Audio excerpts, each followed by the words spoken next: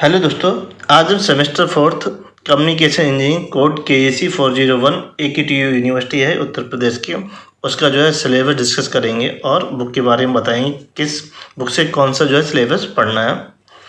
तो देखिए यहाँ पर टॉपिक है, यूनिट वाइज दे रखे हैं सभी। तो पहला जो है यूनिट है फर्स्ट, उसमें review of signal and system frequency domain representation signal. तो जो सिग्नल एंड सिस्टम है उसको जो है जब तक आपको उसका बेसिक आइडिया नहीं होगा प्रॉपर्टीज वाले में कि मल्टीप्लिकेशन में क्या होता है, कन्वोल्यूशन में क्या होता है, ये प्रॉपर्टीज आपको याद रखनी है फोरियर ट्रांसफॉर्म की और डिस्क्रीट की। जनरली कंटिन्यूस की बात हो रही है तो आपको फोरियर ट्रांसफॉर्म के बारे में नॉलेज होनी चाहिए, उसकी प्रॉपर्टी के बारे में नॉलेज होनी, कैसे शिफ्टिंग होती है, कैसे जो है स्केलिंग होती है, इस टाइप की। तो उसके बाद इसमें जो पूछा जाता है यहाँ से जो है वो पूछा जाता है principal amplitude modulation system DSP, SSP, VSP modulation, ये एनालॉग मॉड्यूलेशन के अंतर्गत आते हैं। तो ये आपको जो है इनमें ये तीनों ही 1, 2, 3 जो है इम्पोर्टेंट है जो पूछे जाने, इनमें से कोई ना कोई पूछा जाना। तो अब बात आती है इन्हें पढ़े कहाँ से। तो देखिए साइमन एकिन्स जो है बुक है यहाँ पे, तो आप उससे पढ़ सकते हैं साइमन एकिन्स बुक से।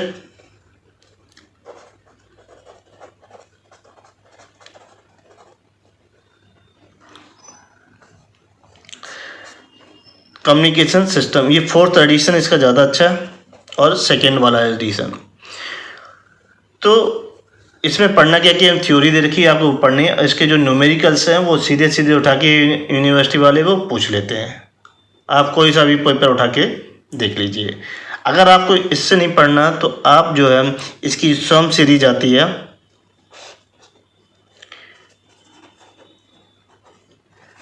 सम series analogue and digital communication के नाम से,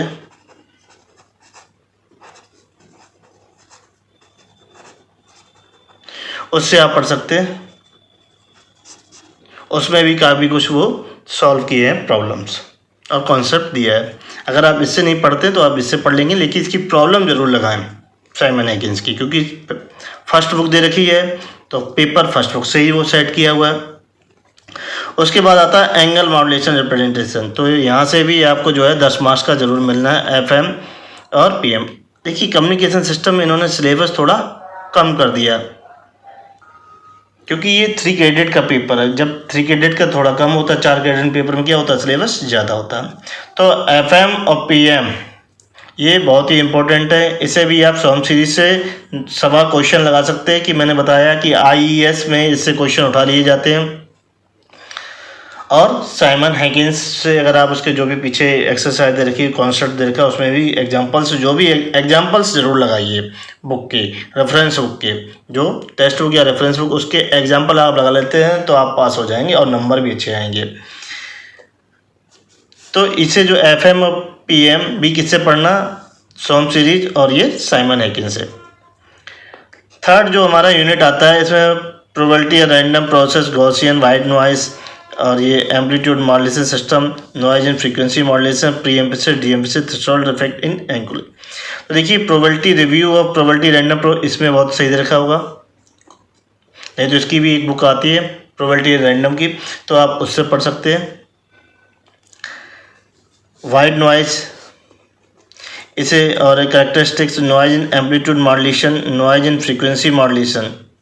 तो देखिए इसमें नॉइज एनालिसिस आपको पढ़नी है तो आप ये साइमन एकिन्स से भी पढ़ सकते हैं, BP लाठी से भी पढ़ सकते हैं। कई बुकें हैं कम्युनिकेशन की, 4 ही मेन बुकें हैं जिनसे वो सभी लोग पढ़ते हैं। तो इस यूनिट में जो है नॉइज से क्वेश्चन पूछा जा सकता है और ये सबसे ज़्यादा ये प्री एम्फेसिस और डी एम्फेसिस, थ्रेशोल्ड इफेक्ट इन मॉड्यूलेशन। तो देखिए pre emphasis, D emphasis, threshold effect ये वेरी वेरी इंपॉर्टेंट है। इसे आप साइमन एकिन्स से भी पढ़ सकते हैं और इसको आप जो है टॉप स्लिंग से भी पढ़ सकते हैं, टॉप स्लिंग से भी। ये भी अच्छी बुक है जो 3rd नंबर की बुक दे रखी है। इसमें नॉइज का जो है काफ़ी अच्छा दे रखा है, इसमें भी अच्छा दे रखा, साइमन एकिन्स में भी अच्छा से जो है डेरिवेशन किया है। इसमें भी काफ़ी अच्छे से नॉइज़ के बारे में देखा है एनालिसिस। अगर आप इससे पढ़ते तो कॉन्सेप्ट काफ़ी आपको अच्छा मिलता है। ज़्यादातर जो है ऑथर इसी की जो है कॉपी करके जो है अपनी बुकों में दे देते हैं। तो इसमें जो थर्ड यूनिट है इसमें जो है प्री एम्फेसिस डी एम्फेसिस ज़्यादा इंपॉर्टेंट है, थ्रेशोल्ड इफेक्ट इंपॉर्टेंस, और ये नॉइज एनालिसिस किसकी, एम्पलीट्यूड मॉड्यूलेशन और एफएम की, वो पूछते हैं। जो चौथा यूनिट है ये आपकी डिजिटल में चली जाती है, ये बाकी सभी क्या होती है, एनालॉग में होती है, ये डिजिटल में आती है। तो डिजिटल में पल्स सैम्पलिंग प्रोसेस आपको पढ़ना है, pulse amplitude pulse code modulation. इसमें जो इम्पोर्टेंट है वो पीसीएम है, डीपीसीएम है, डेल्टा है 1 2 3, और टाइम डिवीजन मल्टीप्लिकेशन और डिजिटल मल्टी। देखिए यहाँ से तो आपको जरूर मिलना 100% 1 2 3 से, तीनों में से कोई ना कोई क्वेश्चन हो सकता है, वो ऊपर नीचे 10 करके जो है ऑप्शन में दे दे आपको। 10 एक पीसीएम के बारे में पूछ ले, डेल्टा के बारे में पूछ ले। तो इसमें जो आपको आप साइमन एकिन से भी पढ़ सकते हैं, और ये जो बुक दे रखी सोम सीरीज नंबर 1 की बुक है कम्युनिकेशन के लिए। इसमें काफ़ी कुछ क्वेश्चन सॉल्व हैं और आपको जो काफ़ी कुछ कॉन्सेप्ट देगी कम्युनिकेशन के बारे में। इतना प्रॉब्लम ये सॉल्व नहीं की है साइमन एकिन, लेकिन एक्सरसाइज में देखिए वो पूछी जाती हैं। तो ये हमारी फर्स्ट चॉइस है कम्युनिकेशन के लिए। देखिए ये हमारे पास सोम सीरीज है, इसमें 4th यूनिट दे रखी है एंगल मॉड्यूलेशन। तो इसमें देखिए एंगल मॉड्यूलेशन के बारे में पहले तो थ्योरी दे रखी है, ये देखिए थ्योरी दे रखी है एंगल मॉड्यूलेशन है, इंस्टेंटेनियस मॉड्यूलेशन फ्रीक्वेंसी। ये देखिए पूरा कुछ समझाया इन्होंने अच्छे से, फेज एंड फ्रीक्वेंसी मॉड्यूलेशन के बारे में। ये देखिए पीएम के बारे में दिया और ये एफएम के बारे में दिया। पहले इन्होंने देखिए क्या थ्योरी दी है, जो सेकेंड यूनिट दे रखी कम्युनिकेशन में।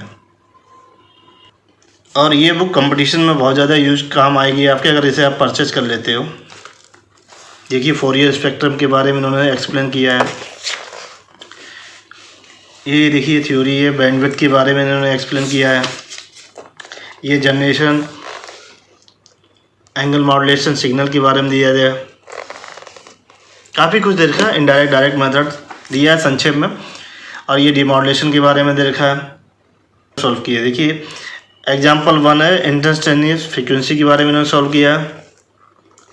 यहाँ पर भी देखिए इन्होंने जो है मैक्सिमम डेविएशन के बारे में, जो फ्रीक्वेंसी डेविएशन के बारे में इन्होंने सॉल्व किया। और ये देखिए इस टाइप का क्वेश्चन जो है ईएस में भी पूछा गया है, मैंने देखा था पेपर में, गेट में भी पूछा जाता है। यहीं से कॉन्सेप्ट ले लेते ही, और इस टाइप की क्वेश्चन तो दे रखे हैं प्रोकेस और साइमन, लेकिन उन्होंने सॉल्व नहीं किए। इन्होंने देखिए सॉल्व किए हैं, बहुत क्वेश्चन सॉल्व है। 5 एग्जाम्पल नंबर 5 है, ये देखिए। उसके बाद यहाँ पे देखिए ये डेरिवेशन सॉल्व किए हैं इन्होंने, देखिए काफ़ी कुछ क्वेश्चन सॉल्व किए, 6 7 एग्जाम्पल 8। ये आर्मस्ट्रांग पे इन्होंने क्वेश्चन सॉल्व किए, जबकि उन 2 बुकों में क्वेश्चन सॉल्व नहीं है, बस कॉन्सेप्ट दिया है। जब तक आप कॉन्सेप्ट पढ़ोगे, जब तक आप क्वेश्चन नहीं लगाओ, तो कॉन्सेप्ट क्लियर नहीं होगा। ये देखिए, और ईएस में पूछ लिए जाते हैं, गेट में पूछ लिए जाते हैं इस टाइप के क्वेश्चंस। काफ़ी क्वेश्चंस हैं, भरमार क्वेश्चन है, बहुत अच्छे लेवल के क्वेश्चंस इसमें दे रखे हैं 12। देखिए बैंडविड्थ पे जो है, एंगल ऑफ मॉड्यूलेशन पे जो है बैंडविड्थ पूछी गई है, काफ़ी कुछ है। ईच कॉन्सेप्ट पे जो है वो क्वेश्चन इन्होंने जो है सॉल्व किए हैं। देखिए क्वेश्चनों की भरमार, देखिए अगर आप पढ़ते कॉन्सेप्ट क्लियर होगा कम्युनिकेशन में।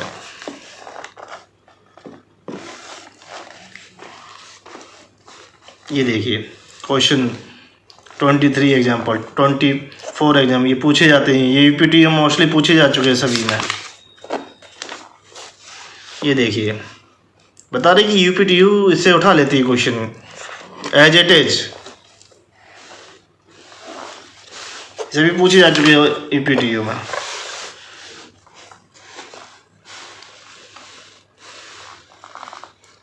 और ये एक्सरसाइज दे रखी, इन्हें आप सॉल्व करिए। उसके बाद पल्स कोड मॉड्यूलेशन जो हमारी नेक्स्ट यूनिट थी, इसमें जो 4th यूनिट है वो भी बहुत अच्छे से इसमें दे रखा। देखिए इधर काफ़ी कुछ उन्होंने समझाया है, क्वांटाइजेशन के बारे में समझाया है इन्होंने। ये नॉन यूनिफॉर्म इनकोडिंग, ये डीपीसीएम के बारे में उन्होंने समझाया।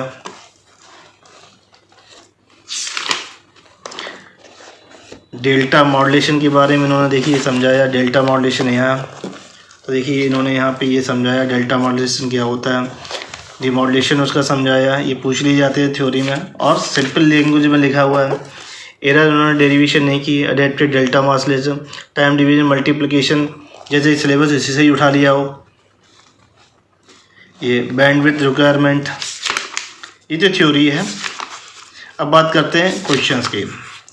देखिए सैम्पलिंग थ्योरम पे ये क्वेश्चन दे रखे हैं जो इन्होंने जो है वो सॉल्व किए हैं।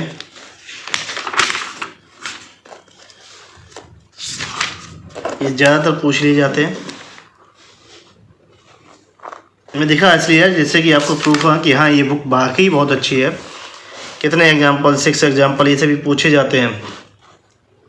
ईच एंड एवरी कॉन्सेप्ट देखा है इसमें कम्युनिकेशन बुक में। तो अगर आप इसे पढ़ते हैं तो कम से कम जो है गेट हुआ और जो भी इंजीनियरिंग एग्ज़ाम हो उनमें आपको सफलता मिलेगी। देखिए बार क्वेश्चन हो गया है। लेवल क्वेश्चन काफ़ी अच्छे हैं।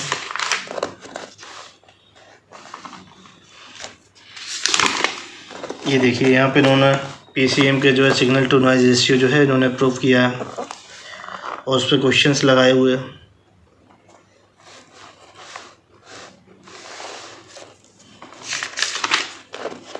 ये म्यूला पे क्वेश्चंस इन्होंने लगाया हुआ है, जबकि इंडियन ऑथर BP लाठी में भी इस पे लगाए हुए क्वेश्चंस है। देखिए ये प्रूव करने के लिए BP लाठी। ये डेल्टा मॉड्यूलेशन पे देखिए इन्होंने ये क्वेश्चन सॉल्व किए हैं, तो ये पूछ लिए जाते हैं। ये सभी पूछे जा चुके हैं। आप पीछे के पेपर उठा के देखेंगे। ये सिग्नलिंग फॉर्मेट आ गया। ये देखिए सैम्पलिंग के बारे में रेज क्वेश्चन, और उसके बाद यहाँ पे ये क्वेश्चंस दिए। ये देखिए प्रोबेबिलिटी, इसमें भी देखा प्रोबेबिलिटी रैंडम वेरिएबल के बारे में भी देखा अच्छे से। ये इसमें देखा काफ़ी अच्छा कॉन्सेप्ट देखा। अगर आप इसे पढ़ते हैं तो मैं कह सकता हूँ कि आपके जो है नंबर्स जो है कम नहीं है, कॉन्सेप्ट आपका क्लियर होगा।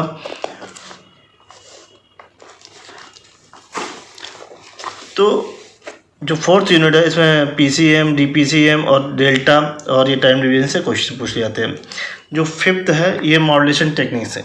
ये दोनों डिजिटल कम्युनिकेशन का पार्ट है। तो इसे आप पुनः जो है जब आप डिजिटल कम्युनिकेशन पढ़ेंगे तो ये डिजिटल मॉड्यूलेशन स्कीम आपको वहाँ पुनः पढ़ने पड़ेंगी। वहाँ थोड़ा आपको एडवांस में पढ़ने पड़ेंगे। यहाँ सिंपली देगा FS के जो है QPS के और ये CPM जो देखा और MS के देखा। तो इनके बारे में आपको जो है इनकी फ्रीक्वेंसी बैंडविड्थ के बारे में पढ़ना, इनकी प्रोबेबिलिटी ऑफ एरर के बारे में पढ़ना, इनकी एनर्जी के बारे में पढ़ना, इनकी डिस्टेंस के बारे में। तो ये टॉपिक आप साइमन एकिन से भी पढ़ सकते हैं और सॉमसी से भी पढ़ सकते हैं। तो ये इसमें से जो है ये पूछी जाती हैं, ये इम्पोर्टेंट है। इनकी बैंडविड्थ पूछी जा सकती है, डेरिवेशन करेंगे, प्रोबेबिलिटी ऑफ एरर का डेरिवेशन इस पर पूछा जाता है और कंपैरिजन वो पूछा जाता है। तो ये 4-5 यूनिट हैं। तो इनमें पहली वाले में थे ये तो तीनों बहुत इंपॉर्टेंट, इनमें से कोई ना कोई एक पूछ लिया था। दूसरे में FM और PM। तो FM पे ज़्यादातर पूछ लिया था, तो आप साइमन एकिन्स और ये 2 बुकों से आप देखेंगे इसके जो एक्सरसाइज है और इसके जो है सॉल्व एग्जाम्पल्स है। थ्योरी भी आप इससे पढ़ सकते हैं, इसमें भी दे रखी है। 3rd जो वाली यूनिट है आप सॉमसी से भी पढ़ सकते हैं और इसमें भी है। तो ये टॉप सेलिंग से भी इसमें नॉइज के बारे में काफ़ी अच्छा दे रखा है, इसमें भी दे रखा है नॉइज के बारे में।